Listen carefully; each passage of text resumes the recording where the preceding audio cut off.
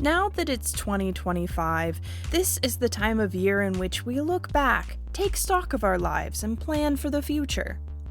For many people, thinking on 2024 probably means considering personal accomplishments, perhaps new jobs or new relationships, new projects started and finished. Or maybe 2024 is simply the year of Brat Summer, the Eras Tour, the Summer Olympics, theater kids becoming 20% more annoying due to the Wicked hype. But for me, however, 2024 means something a little different. 2024 will forever be the year I played Baldur's Gate 3, and it changed my brain chemistry permanently. I am not normal about this game. I can't be normal about this game. I think about this game literally every day. 30% of my communication on Discord now it's just Astarion emojis. What do I do when I can't be normal about something and it's starting to affect my relationships with friends and family? I make a YouTube video. That is, of course, the founding and guiding principle of my YouTube channel. Non possum esse normalis. Inspired by fellow YouTuber In Pacifica's video on unconventional character analysis and what the characters of Baldur's Gate 3 would bring to a potluck, the concept of which was ruthlessly stolen from one of my channel's most beloved videos. Just kidding, In Pacifica and I were friends and legally married on Discord. I bring to you on the 4-year anniversary of the Pathologic Potluck Party my definitive character analysis for Baldur's Gate 3. The answer to the question the legions of fans worldwide have been clamoring for. That is, if the characters of Baldur's Gate 3 were to play Dungeons & Dragons, what characters would they play in the game of Dungeons & Dragons? Initially, this introduction was written differently, noting how it's been a hot minute since I last uploaded to my YouTube channel. I wanted to make something breezy and cute and fun, therefore this concept. But dear viewers, it turns out that my heroic flaw is once again committing to the bit with my whole soul, and you'll see. Just keep watching, and you'll see. Now, to clarify, this video is not about the voice acting cast of Baldur's Gate 3 playing D&D. I know various voice actors have played various one-shots together, and as much as I wish I had those kind of connections to do one myself, I don't. I'm not a voice actor. Would I like to be? Absolutely. Let's add that to the list of 2025 stretch goals. This video is also not about those D&D one-shots. They stand on their own. You don't need me to tell you about them. Go watch them and form your own opinions. I'm sorry if this video therefore comes off as unintentional clickbait, but it is really hard to describe the premise of this video in a title without accidentally making it sound like it's one of those cast D&D videos. I still think this is a fun video. Please consider giving it a watch regardless if that's why you clicked in. Please shower me with pity. I haven't uploaded a video essay in 3 years. Instead, for this video, let's imagine, if you will, that you are our favorite little unelected party leader, Tav. You're sitting around the campfire in Baldur's Gate early in Act 3, thinking to yourself, wow, we've been through a lot. We could use a fun, group bonding, stress relief activity. So obviously you suggest to everyone, hey, let's get a little session of D&D going. When your party members ask you, what is D&D? Well, not Gale, obviously. Because he definitely had an 80-hour campaign he played in Wizard College and also DM'd a number of one-shots at Wizard conventions, but the rest of the party members. You tell them that D&D is a role-playing game that is actually weirdly similar to what they're doing in real life, except they play act being in a fantasy world and there are more subclasses and, well, magical items are actually rare. The party members agree to participate with varying levels of enthusiasm and set out making characters. And to make sure everyone watching this video is all on the same page, will there be spoilers? Sure. Why not? I'm not pulling my punches. Remember, this is just a low-key, fun, chill character analysis video. Except that I have made character sheets for all of the D&D original characters that will be discussed in this video. Tav decided to let everyone start at level 3 so they could grab a subclass. Feel free to use them at your leisure. And I also convinced my friend in Pacifica to do character art for everyone. Remember what I said about committing to the bit with my full soul? Now let's get into those characters! Astarion. Part 1. Astarion is the first person who approaches you. In fact, he comes up to you later that night saying he flipped through the player's handbook and wants to be a sorcerer. Alright, you answer him. Does he know what kind of sorcerer? Yep, he wants to be a storm sorcerer because having the innate power to fly on gusts of wind and shoot lightning at people sounds fun and hilarious. You take a look at the character sheet that he started, and despite the cursory explanation, it actually looks mostly right so far. He clearly has fired his 13 intelligence and put some thought into this character. You do tell him, however, that shooting lightning and flying is a great start, but he should figure out his character's background. It'll be more fun if he at least has an idea for a character backstory going into the game. Besides, he'll probably need a name that's not, well, Lightning Man, which is what's currently written at the top of his sheet. He frowns, saying that it is obviously just a first draft, but he says he'll consider it and get back to you. But also, now that he has you alone, darling, could you spare just a little blood? Thinking about his character will be such hard work, and it would be so much easier with a full and clear head. You roll your eyes, but you tell him fine. He can have a little blood as a treat.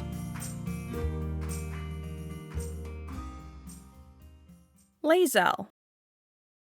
The next morning, you cast Lesser Restoration on yourself to shake off the wooziness from Astarion's midnight snack and head over to the campfire. Lae'zel takes a seat next to you while Gale prepares what looks like oatmeal with some sort of compote. You've realized it's best not to question what the man is doing when it comes to food. Better to leave the questioning to the mess of his personal life. Lae'zel tells you that she spent the evening studying the manuals you provided her, and while she was initially skeptical of such fiddling pursuits, upon further reflection, this is not unlike some of the war games they played in Kresh Kalir in her youth. To practice such strategy, it would do little good for her to select a warrior, given that she is one already. While the most practical use of her time would likely be to select a class much unlike her own, as it may help her make better sense of some of the questionable decisions the wizard has taken in battle.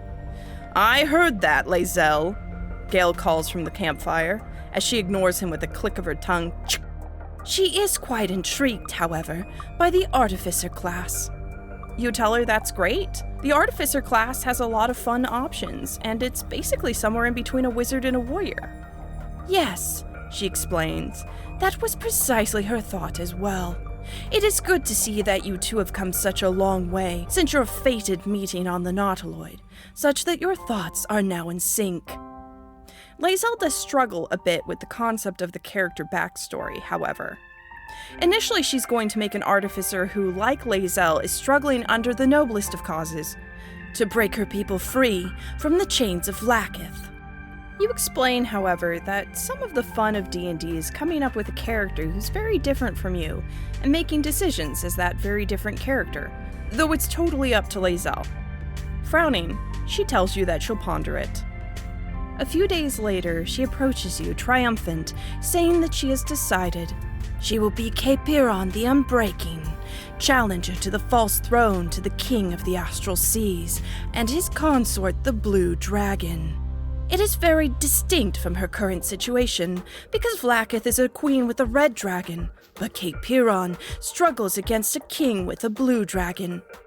She would also like to select the Artillerist subclass, which will allow her to create eldritch towers and practice the use of artifice, rather than strength, in battle. Those towers, much like Capiron herself, shall be unbreaking, and shall instead be the cliffs upon which her foes shall shatter themselves in their bloodlust. That sounds great, you tell her, trying to hide your smile at how excited she is, and now that's not exactly how eldritch towers work in the game. Karlach.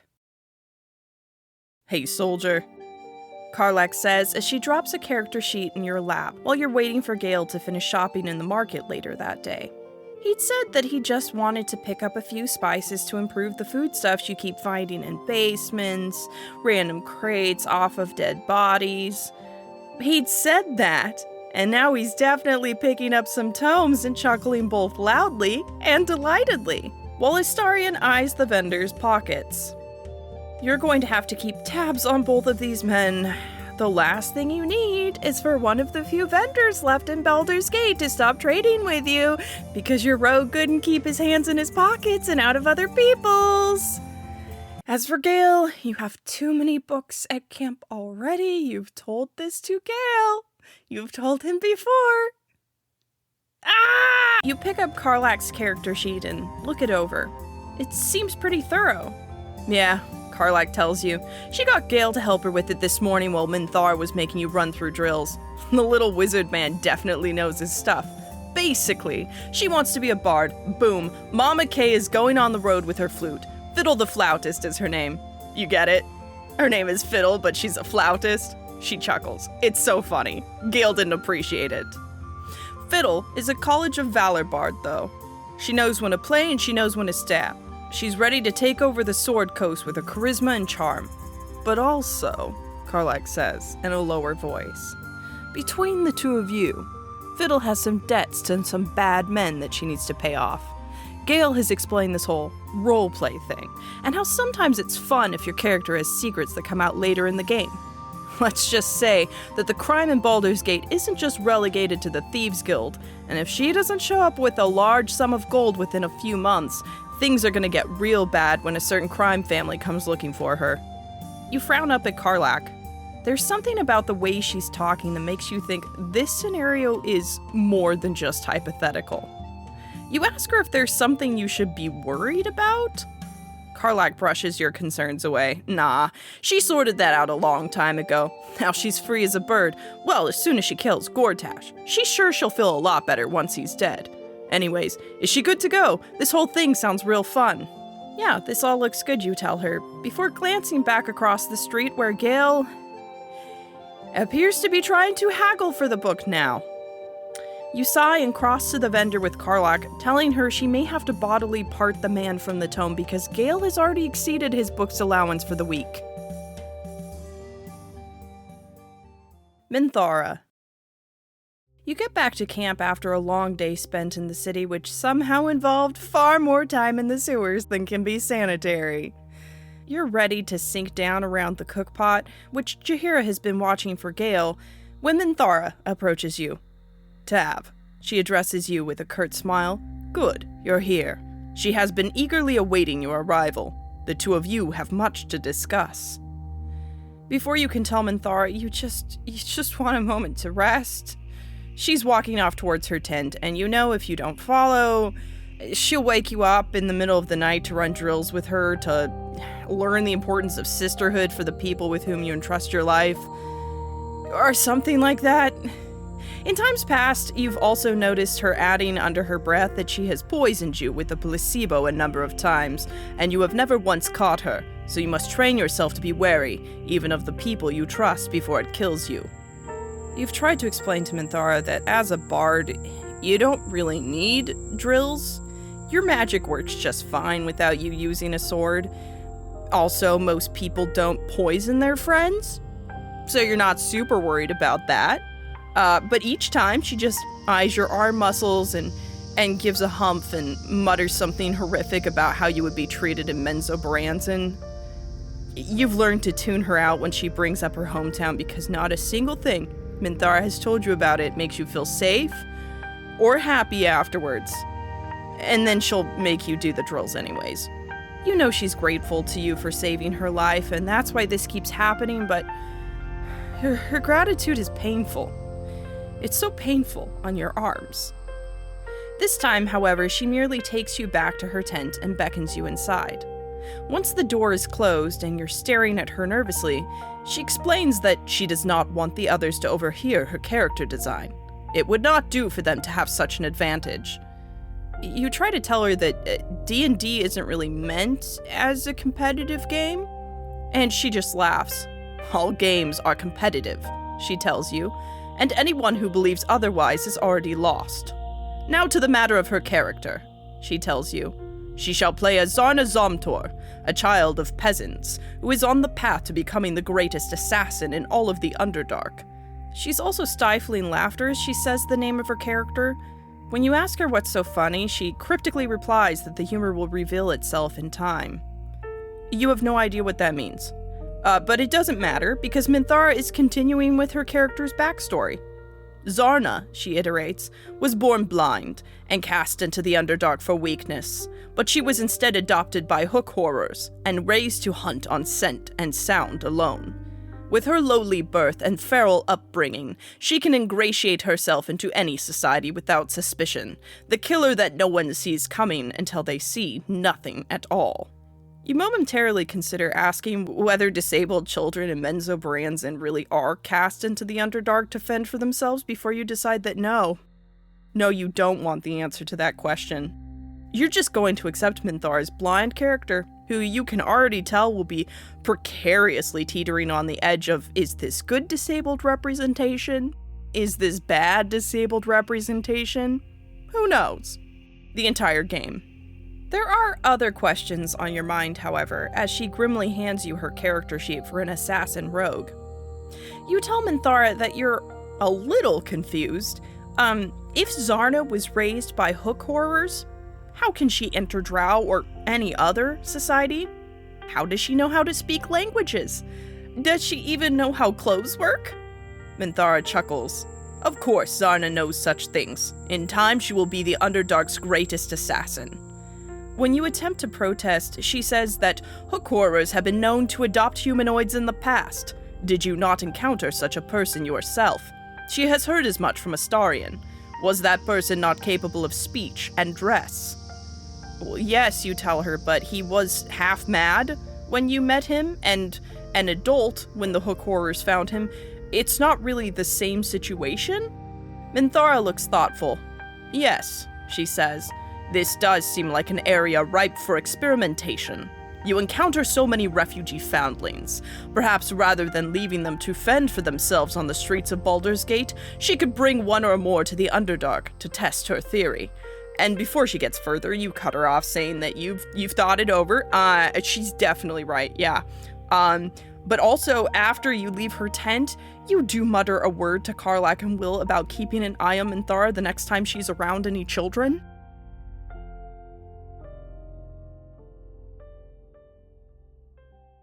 Wyll. A few days later, you spot Wyll sitting in a corner of one of the dingy taverns in Rivington, scratching thoughtfully at a piece of paper. Jaheira is still in the back room where you left her, catching up with an old Harper's contact. When you approach, he looks up, startled, and smiles at you sheepishly. He's working on his character, he confesses as you sit down across from him. He is pretty sure he wants to be a paladin, and you have to push back a smile, because of course he does. However, he's run into a bit of a snag because he isn't sure which god he should swear his oath to. He's familiar with the gods, says the occasional prayer to the Triad, but he's never been particularly devout. You look over his character sheet thoughtfully. What oath does he want to follow? Oath of devotion, you're assuming? He levels you with another sheepish smile. Is he really that predictable? Maybe, you reply, fixing him with a smile of your own, but it's okay. It's sweet, really. You ask because the gods might take objection to what you're about to say, but from what you've observed, the god a paladin follows isn't all that important. A lot of their power they seem to derive directly from their belief in their oath. Just look at Minthara. She hates Loth, has basically sworn off the god, and yet somehow she manages to be a paladin in good standing.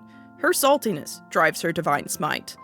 In fact, it might actually be really interesting if Wyll's character is a paladin in search of a god. Secrets from the other players can make for really interesting games. Maybe whenever another player asks what god he worships, he can deflect until it becomes obvious that Wyll's character doesn't have a god. Wyll considers that thought. That could be interesting, he agrees. You ask him if he has a name or a backstory planned, and he nods. He has a name, at least. Dallin of Westvale. He's out to help the helpless, while searching for his mother, If this is all fantasy, he might as well be on a quest for the parent he never really knew, right? Years ago, Dallin's mother gave herself over to a devil. For what reasons, Dallin doesn't know, but he's determined to bring her back. He gives you a diffident smile. This is probably predictable as well, isn't it? A little. But again, it's sweet.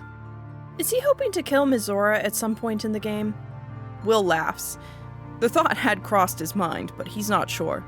That almost feels a little too real for a game that should be a fun distraction. He'll keep thinking on it. You squeeze his arm reassuringly as Jaheira returns and motions for you to go.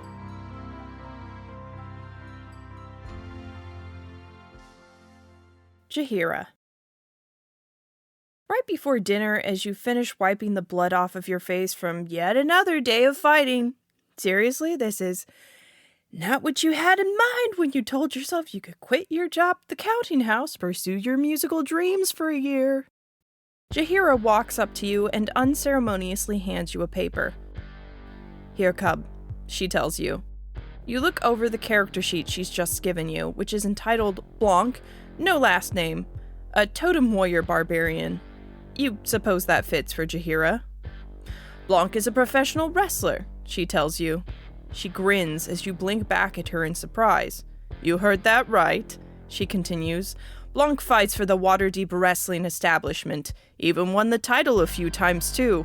Currently Blanc is on a hiatus though, as she tracks down an heirloom that her idiot brother traded away for gambling money. Family legend is that the goblet he gave away is cursed, and will haunt their family if they ever try to get rid of it, so she's on a mission to find it before the curse, whatever that might be, goes into effect. Sent her brother off to rehab, took a leave of absence at work, and here she is, ready for action and excited to see fights where the outcome isn't predetermined. You frown down at her character sheet. Everything is in order, and the notes of what she's just told you are scribbled along the page. This is all very elaborate, you tell her. She shrugs. She's played D&D before. She laughs again at your surprise. She used to play with this member of the Flaming Fist she knows. Well, ex-member of the Flaming Fist. Kicked out for completely justified insubordination.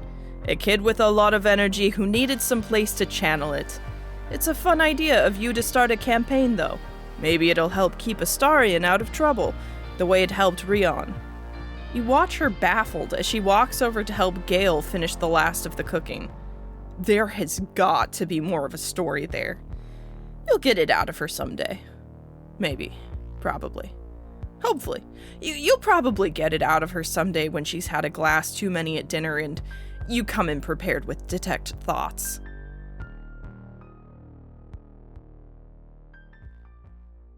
Astarion. Part 2. As you prepare to finally collapse into your bedroll at the end of the day, ready for a good night's sleep, you jump as Astarion suddenly appears at your side. "Oh, did he frighten you, darling?" he asks with a wicked grin. You level him with a distinctly unamused glare. What does he want exactly? It's late, and some people around here can't just wake up feeling refreshed after trancing for 4 hours. He gives you his character sheet.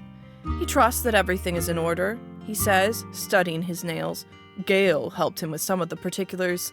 Turns out bookworm wizards are good for something after all. You sigh as you look the sheet over. Yes, it all seems correct at first glance, though honestly, you're so tired that you don't even care if there are errors. At any rate, if Gale proofread it, it probably doesn't. You actually have a feeling that Gale is going to be a secret problem player because you're sure he knows the rules of the game better than you do. That man is absolutely going to rules lawyer you at some point, and you just have to emotionally prepare yourself ahead of time for that moment. You stare back at Astarion. Does he have a character backstory now? Astarion nods, flashing you what you're sure he hopes is a coquettish smile, but which instead only makes you want to throttle him. Yes, his character is on somewhat of a journey of self-discovery, darling. He's a high elf, the oldest child of the head of the house. That would seem to put him in some sort of a line for succession, but it's all complicated by the fact that his mother is now taken up with his uncle, and they've produced a half-sibling, and are absolutely making a play for the house title. Oh, sure, non-elves like to think about elves as being focused on nature and ethereal beauty and poetry, but elven politics can be just as ruthless as any other, even if they're wrapped up in songs and pretty clothing. He's never gotten along with his father, and now that there are a bunch of nasty politics involved, that certainly hasn't helped things. Besides, power is fun and all, but he's seen what his grandmother has to do to manage the house, and no thank you. He'd much rather live in the corners of the house, happy in luxury, than be tasked with a bunch of meaningless bureaucracy. Anyways, since his father now wants to get him involved in his petty little schemes against his mother, he's decided he wants none of that. He's going to go out and see the world and do many fun and interesting and exciting things that elf society back home would disapprove of. Who knows? He might even get himself disinherited in the process. You nod along with all of this, and when he finishes, you tell him, Hey, Astarion, it's strange. But you're now realizing you don't know anything about his actual family. Now, that might not be odd for someone with a shorter lifespan who is made a vampire, since they'd probably all be long gone after 200 years, but Astarion is a high elf, right? It's weird that you don't know anything about them. At least some of them must still be alive, right? It's especially weird when nearly everyone else at camp has at least mentioned their parents. Heck, you've even met Wyll's dad. Granted, he was tadpoled at the time, but close enough. Astarion narrows his eyes at you and folds his arms. Where are you going with this, darling? You shrug. Maybe nowhere. Maybe these are just thoughts. Who knows? Astarion scoffs and says that any relation to persons living or dead in his character's backstory is entirely coincidental. Yeah, you say? What about undead? What about relation to persons undead, Astarion? Do they count? Do the undead count? Oh, you are so very clever, Tab. Astarion adds with a roll of his eyes. However do you manage such a wit? At any rate, he needs to go out hunting, so if you need anything else, surely it can wait until the morning. Before he leaves, you point to the top of his character sheet where Lightning Man has been crossed out. What's his definitely not a self-insert's name? He's still thinking of one, he answers. He wants something suitable, but it is so dreadfully hard to think on an empty stomach. Of course, if you were to supply him, he might be able to come up with one. Fine, you tell him. If it makes him shut up, he can feed on you tonight. You try to be immune to his delight, but his happy face is so dang adorable. Curse having a stupid, insufferably adorable vampire in your camp.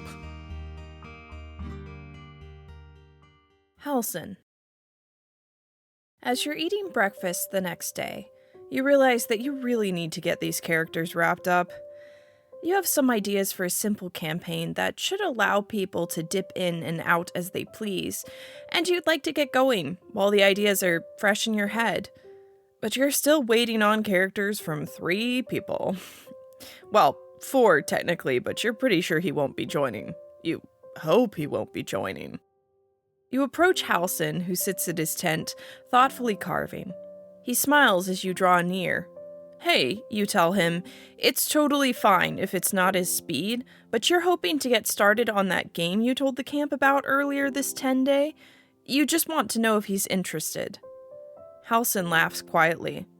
It sounds like quite the amusing time, but he lacks familiarity with such things. He wouldn't want to burden the others. Honestly, you tell him, no one else here knows what they're doing aside from Gale and Jaheira, apparently, so he would be in great company. Gale can definitely help him make a character. Heck, you could whip something up for him if he just wants to join without getting overly invested. Off the top of your head, maybe you could make him a Beastmaster Ranger with a bear companion? Halsin smiles with true delight at that. You do know him quite well, don't you? You point to what he's carving. It's a bear. Bears are kind of his thing. It's not hard to figure out. Halsin laughs again, and it sounds like the trembling of new leaves and warm spring winds. Really bright hollow, he tells you. That is a pleasant name, is it not? Definitely, you agree. Does he have an idea for a backstory? It's not a huge deal if he doesn't. His character can just be a fun, chill guy kicking around the forest until he meets the others. Halsin pauses his carving, and a faraway look comes over his eyes. No, he says finally. He likes that. Brilli has had a nice life. He just wants to help other people have a nice life, too. You nod, understanding. Brilli sounds lovely already. And then you leave him to his work as you head over to Shadowheart's tent. Shadowheart. The cleric takes a moment to track down because she is decidedly not in her tent. You have to traipse a bit into the woods before you find her, throwing a ball to Scratch and the owlbear cub. Is it time to head out? She asks you as you approach. No. Well, yes, but first, is she finished with her character yet? You've seen her poring over that second copy of the player's manual you found at that second-hand bookshop you are still too afraid to allow Gale to learn you've discovered. Shadowheart hesitates. She's certainly considered it, but there are a lot of options. What if she chooses the wrong one? You shake your head at her. First of all, this is D&D. There are no wrong options. If she ends up picking a class she really doesn't enjoy playing, you're happy to let her respec later.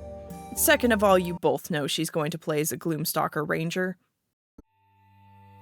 Shadowheart turns away, presumably to keep you from seeing her redden a bit at that comment. She throws the ball to Scratch again, who barks happily. You don't know that, she says. Maybe she'll choose to be a wizard. You try not to laugh at Shadowheart deliberately avoiding your gaze. Come on, Shadowheart. What's her character's name? She hesitates for a long moment. Then she straightens, looks you dead in the eyes, and says without blinking, Ebony Deathspell, the Soul Render. You nod back at her seriously. There it is. There it is. There we go. And what's her character's backstory? She sniffs, returning her eyes to the animals now chasing each other between the trees. Ebony's village was murdered by abominations working for a wizard who was jealous of their special and very sacred necromancy practices. She seeks vengeance. Great. Well, if she can get that character sheet over to you, you'd really appreciate it. Also, you do need to leave soon, but you need to talk to Gale first, so give it, say, 10 more minutes with the camp critters. Then you traipse back towards the campsite looking for your wizard. Gale. Gale you find peering thoughtfully over your supplies. He could have sworn he double-counted when he'd taken inventory 2 days ago, he tells you as you approach, but you now appear to be down 2 packs of salted meat and a bottle of Ithbank. You wave his concerns off. You're pretty sure that Karlach and Wyll have been skimming off the top to give to the orphans you've met in the city. Gale looks at you quizzically. They've been skimming meat and alcohol to give to orphans? All right, you reply. Maybe not the alcohol. You'd guess that's probably Minthara, or maybe Shadowheart. Honestly, don't worry about it. It's not like you're hurting for supplies. Anyways, where is Gale's D&D character? His expression immediately changes, lighting up. Yes, he knows he's been tardy on that front. He's just had so many ideas floating around in his head. He seriously considered making a sorcerer, but then Astarion asked him for help with his sorcerer character and he'd rather have some variety in the party. You point out that currently you're looking at 2 rangers in the adventuring party, so really it's not a big deal, but Gale shakes his head at you. He knows, but still, it's quite a bit more fun when your little band of heroes has interlocking skills, is it not? Privately, you're relieved that he's looking away from sorcerer. As much as you love Gale, you have a feeling he'd make a number of comments about how sorcerers don't need to study magic, and that perhaps cheapens the experience. Gale then asks if anyone in your party actually has healing abilities. You consider that. Wyll is going to be a paladin, so he'll have a little, and Karlach should too, as a bard. But not much, especially for a group as large as this one. You mostly have a lot of glass cannons. Right then, he nods decisively. That is a role he can easily fill. Slot him in as a knowledge cleric to Landrian Ganaeth, the far-reaching, a professor whose thirst for learning and adventure leads him hunting for relics and curios across all of Faerun. You raise an eyebrow. Did he come up with that on the spot? Of course not, he answers with a chuckle. As he said, he's been considering a number of different options. This is one of many. Right, you tell him. And then, with some considerable side-eye, you ask, so, which god is he going to be a cleric of exactly? Before you can say it, he holds up his hands placatingly. Don't worry, not Mistra. He'll be a cleric of Denir, god of cartography, glyphs, and literature. Great, you say, as long as it's not Mistra. Because you're not dealing with that. You are not dealing with that particular can of worms, not in your D&D game. You already do enough unlicensed therapy for these weirdos. And then, you return to your tent to pack for the day. That is, finally everyone. You should be able to get started tomorrow, and honestly, well, there's no way this won't be a disaster, not with this many people who haven't played before, not with this many people, period, but you're still looking forward to the experience. You go to sleep that night after another long day in the city, thinking of how you'll roughly structure the campaign, dreaming of battles to be fought and MacGuffins to be retrieved. And then you're rudely jolted out of them by a painful prod into your side. You awake with a start to see his form looming over you in the darkness. You really should be more careful, he tells you. He could have slid his blade easily between your ribs, and no one would have ever known. Karlach and Wyll are too busy telling stories to keep a close watch. You roll your eyes, though you're not sure if you can see the action in the dark. You tell him that you've pretty much resigned yourself to the fact that if he wants to murder you, he's probably going to do it, and there's not much you could do to stop him. He seems grimly pleased by that. Anyways, you continue, what does he want in the middle of the night? Does he need you to tie him up again? In response, he pushes a folded piece of paper into your hand. His character, he tells you. You frown back at him. Wait, he wants to play? He does know that will require revealing his presence to the rest of the party, right? Does he really want to do that? He nods solemnly. It's time. He knows you met Orin in the street today. The confrontation between the two of them is inevitable. It would be best if the rest of the party was prepared. You want to argue that this is a truly unhinged way to introduce himself to the rest of your companions, but you bite it back. The man has brain damage, and he's a ball spawn attempting to resist his god's cursed influences. He deserves a little patience for his irrational decisions. He's also still here, watching you expectantly. You sigh, sitting up as you unfold the paper and look over his character sheet. He wants to be an assassin rogue. Of course he does. That will make 2 assassin rogues in the party, but you don't particularly want to argue with either companion who proposed their rogue to you and convince them to switch.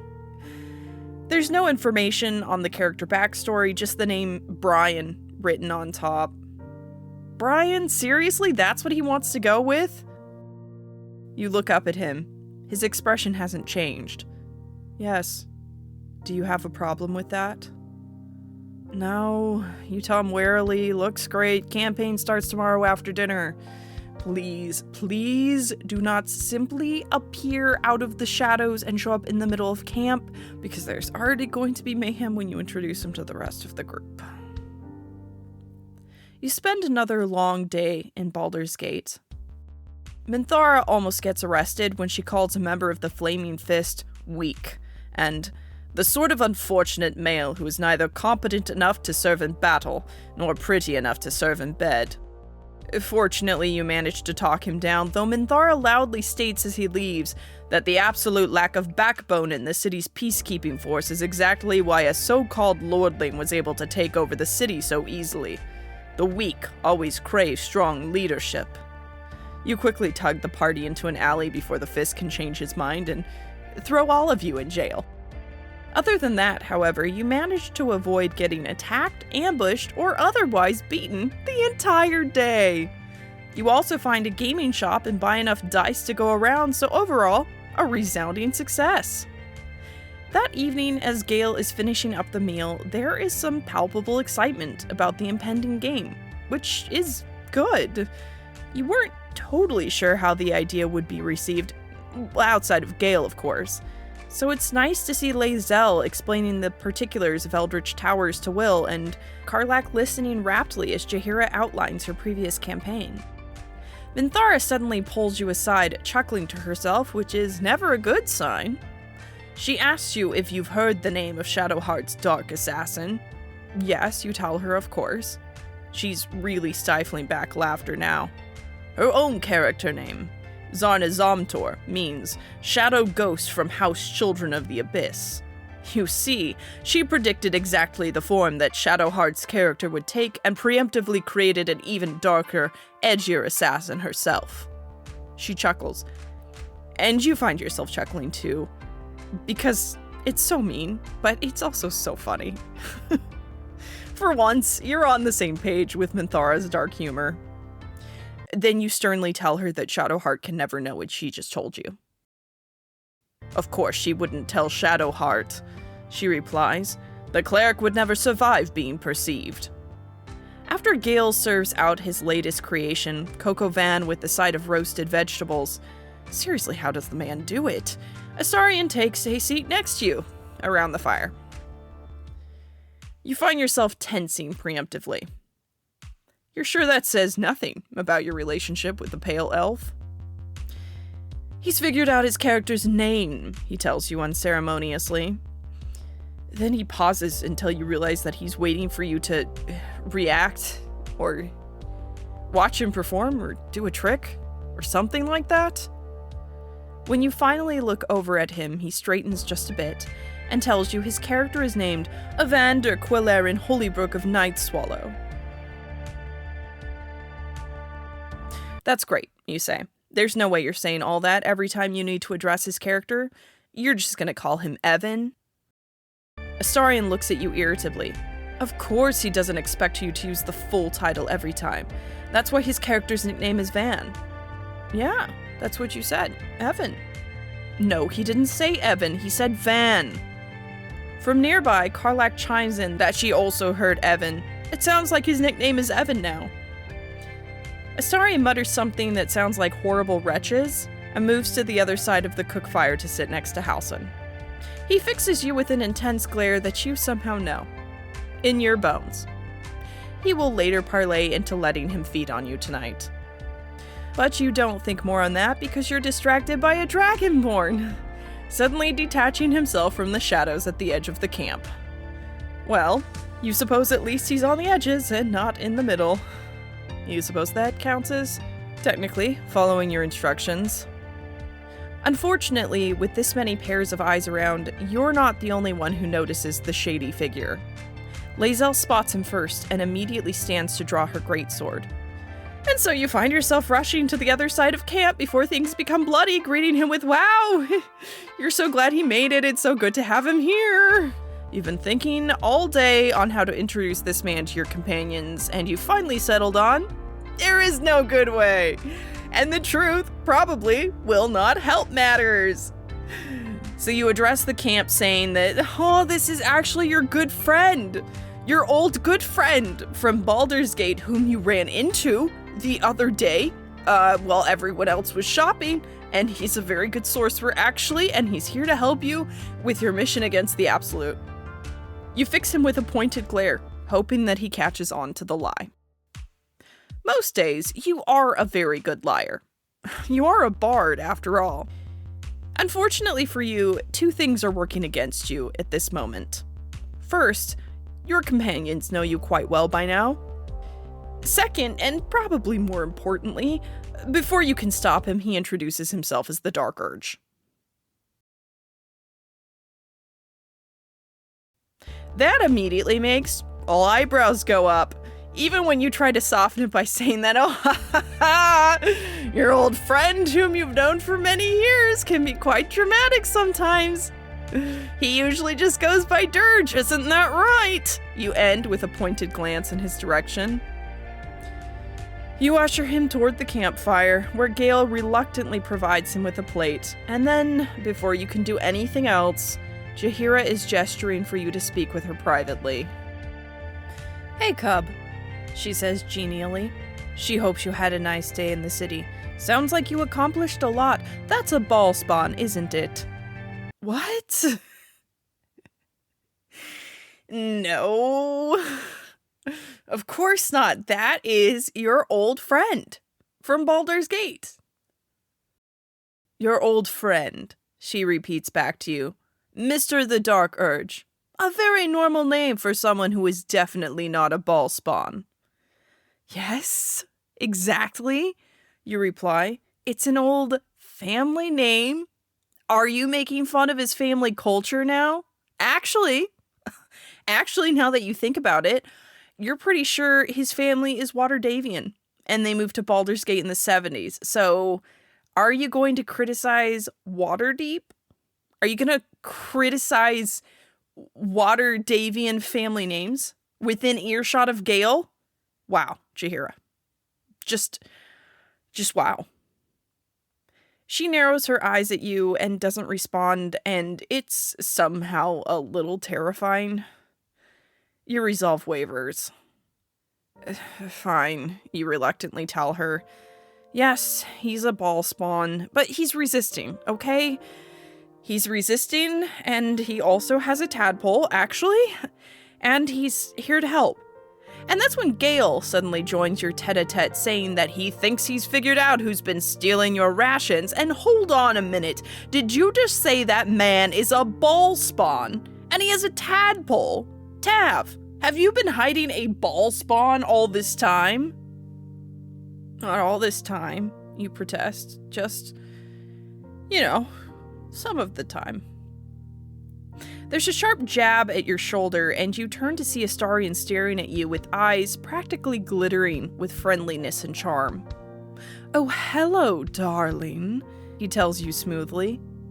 Your hackles raise, and you resist the urge to run as his grin deepens. Do you happen to remember all those times he came back from hunting and the next day said, "Hey, Tav, I think I saw someone last night. I think someone might be following our camp. I know the last time I told you this, you said it was probably a large Underdark lizard because they definitely have those in the Underdark, and the time before that you claimed it was probably a bear or something. But this time, I'm pretty certain. Do you remember all those times?" Because for some reason, he's starting to think there actually was someone following the camp, and you've just been gaslighting him for weeks. But you would never do something like that, right? You're a good person. Good people don't lie to their very good friends for weeks on end, do they? You swallow, but before you can respond, Wyll is now there, saying that he overheard Gale saying what sounded like ball spawn and tadpole and following us for weeks, and gods, remember when you found Alfira dead in the woods right outside of your camp? You blamed it on the goblins, but could it have been him? All eyes of your little group suddenly turn to you. Well, in your defense, you were completely unaware of his presence when the incident with Alfira happened? You only found him out later? You don't mention it was the day you discovered the body of the poor bard. Her corpse so horribly juxtaposed against the greenery all around her, that you come back to your tent after hours of exploring the woods to find him inside, sitting on the ground, still covered in her blood. That you'd nearly called for Lae'zel when he looked up at you with empty eyes that did not lie when he'd said it was an accident and a mistake. And you realized he was as much a victim of what had happened as the dead woman. That he told you he had to stay close to your camp because there was something about you all that was protecting him, as with the rest of you, from the absolute. But it wasn't safe for him to be around other people. No matter how much he was trying, he couldn't stop the intrusive thoughts. Still, though, someone should know. And if that someone was anyone, it should be the one at your camp the others all looked up to. And then he'd made you promise not to tell anyone. It was a combination of fear and pity at first, and then later, sadness and sympathy that had kept you to your word. Jaheira looks over at you skeptically. Is he resisting, or isn't he then? How worried should she be? You shake your head. He is resisting. The problem is he's not always in control of his actions. It's almost like Baal physically possesses him sometimes. But, you say, to stem the alarm that rises in your friend's expressions, as far as either of you can tell, he hasn't repeated the incident with Alfira. Baal even told him to kill Isabel, and she's over there with her girlfriend, you add, pointing over to where the lesbians sit under a tree, apparently oblivious to the consternation over the camp's new arrival, more focused on whatever they see in each other's eyes. You glance over to the campfire, where Halsin has struck up a conversation with him. See? Halsin likes him already. He can't be bad. You don't add the part where he woke you up in the middle of the night because Baal tried to make him kill you as punishment for sparing Isabel. That can remain between you, him, and his evil little god. Well, that and the fact that he used to be Baal's chosen before Orin. Or that apparently Orin wants to fight him. Or that right before you returned to camp after meeting Gortash, he'd dragged you aside saying he didn't want to be alone for this, and then into a private meeting with the man where the energy had just been extremely weird. Like you haven't wanted to pry. And he might not even remember anyways, but Gortash is definitely his ex, right? Like, there was definitely something there. When he'd said he didn't want to be alone for this, surely he'd meant that he was afraid he'd just start macking down on that dirty little tyrant when all eyes were off them, because what they actually discussed was pretty milquetoast and not all that different from what Gortash had told you with the rest of your companions present. But the way they looked at each other, you hadn't felt safe. And you had an inexplicable need to take a bath afterwards. You're interrupted from your contemplations by another voice joining the mix. Are you discussing the new arrival to our camp? You turn to see Lae'zel approaching. Because if so, she would like to add her voice in support. With this business regarding Orin, it cannot hurt to have a fellow ballspawn in your camp. Besides, if indeed the dark urge has been following you undetected, he must be a fearsome warrior indeed. Yeah, see, you say, looking back at the others. Lae'zel is in support. Somehow, miraculously, even if they don't leave the conversation looking satisfied, everyone does appear at least mollified. Before you return to your food at the campfire, however, Gale fixes you with a disapproving gaze. Yes, you know, you've let him down. He tells you that he does not approve of lying like this. Sure, he may have hidden the orb initially, but he quickly came clean. You refrain from pointing out that was due to necessity, because of his magical drug problem, and allow him to continue. Previously, all of Gale liked you, but now only 99% of Gale likes you. No, 97%. And then with that crushing blow leveled your way, he returns to ladle out dessert. Astarion also glares as the others return to their dinner. You wince. You do actually feel bad about gaslighting him.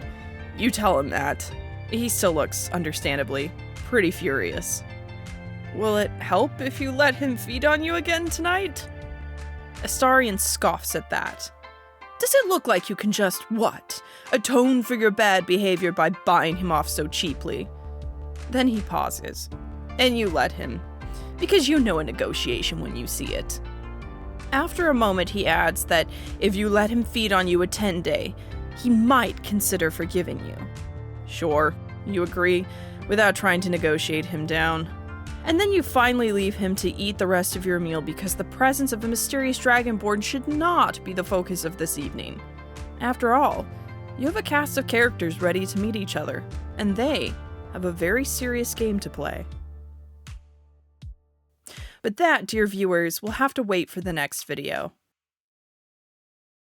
I have a lot of thoughts about the character's D&D campaign, as well as what occurs outside of the campaign that definitely isn't a thinly veiled fanfiction masquerading as a character analysis. And it's not like I'm already in the middle of 2 other long-form Baldur's Gate 3 fanfictions already, one of which is the self-explanatory The Real Housewives of Baldur's Gate. Yes, Raphael is Andy Cohen, and the other of which is Fiends in a Lawyer AU, and has coined the phrase emergency desk cocaine that my friends and I now casually throw around to each other. But I couldn't fit it in and still make my self-imposed deadline of April 1st. April Fool's Day is, in fact, the holiday I hold most sacred on my channel. I would still like to make that video, however, so if you want to hear more about the campaign, please consider giving me a subscribe. And also tell me in the comments here, give a like, share this video with friends, family, that one coworker you don't really talk to all that often but who also plays Baldur's Gate 3. I'm very susceptible to attention and emotional support. That is part of why this YouTube channel exists. The follow-up video is more likely to get done if I know you actually want to see it. I want to again thank my good friend and Discord wife in Pacifica for all of her help with this video. As I mentioned before, she drew all of the lovely character art you've seen, she came up with all of the fun character names, and she's also responsible for most of the character backstories. She is a very talented video creator in her own right, and if you haven't watched her video on what the characters from Baldur's Gate 3 would bring to a potluck party, I highly recommend. I also have more Baldur's Gate 3 content in the works. In particular, I'm working on a Baldur's Gate 3 concept album. I've recorded a bit more about the progress of that album on my Tumblr, so if the album's of interest, please, again, tell me in the comments below, and consider following me on the Cursed Fandom platform. I haven't gotten into any fights there yet, even though I've tried. And I think that means I've maybe won Tumblr? Unclear. As I finish songs, I plan on posting them here on YouTube, and I've probably included some of the instrumentals for the album in this video, so if you like what you've heard, I've been working very hard. Please subscribe so you can listen to my songs when I release them. Producing an album is so much work, and it's so demoralizing how slow that work goes, and does it help if I say that Gortash is getting a jazz villain song? Thanks again for watching my video, and I will catch you in the next one, which will hopefully be sooner than another 3 years.